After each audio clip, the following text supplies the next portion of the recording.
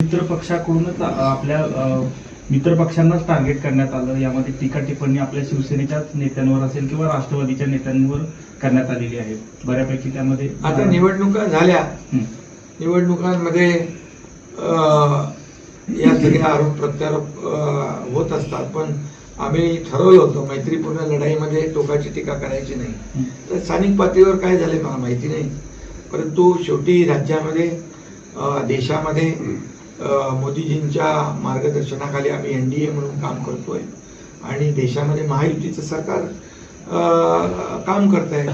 मी मुख्यमंत्री असताना 2.5 वर्ष, आता देवेंद्रजी आहेत 1 वर्षभर झालंय, 3.5 वर्ष जर पाहिलं आपण तर या महाराष्ट्राला पण पुढे नेण्याचं काम आम्ही केलं आहे. म्हणून त्याचाच परिपाक जो आहे तो झालेल्या विधानसभेत देखील कामाची पोचपावती लोकांनी दिली आणि त्यानंतर झालेल्या स्थानिक स्वराज्य संस्थांमध्ये देखील आम्हाला लोकांनी पाठिंबा दिला, आशीर्वाद दिलेला. आणि तो किती दिवसांचा असेल असं काही? कोयना महोत्सवाची तयारी शंभूराज देसाई यांनी पालकमंत्र्यांनी चांगली केली होती.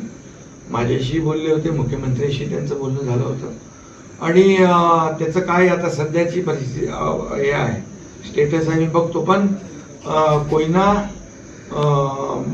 पर्यटन महोत्सव होणार आणि तो 1-2 दिवसाचा नसेल, चांगला सगळ्यांना लोकांना आनंद, कारण हे इथलं जे काही चित्र आहे, निसर्ग आहे, त्याचा फायदा लोकांना उचलता आला पाहिजे, लोकांना त्याचा लाभ मिळाला पाहिजे, अशी तयारी पर्यटन विभागाची आहे. शेवटचा प्रश्न, तर तुमचं मत काय?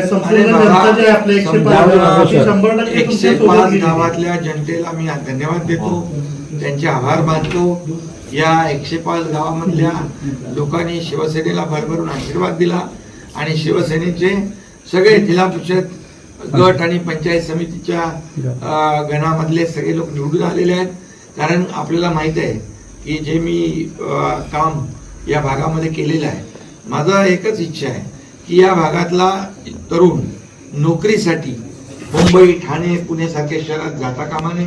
इथंच त्याला उद्योग मिळाला पाहिजे, इथेच त्याला रोजगार मिळाला पाहिजे, त्याच्या हाताला काम मिळालं पाहिजे आणि म्हणून इथल्या उद्योगाला, पर्यटनाला आपण चालना देतोय.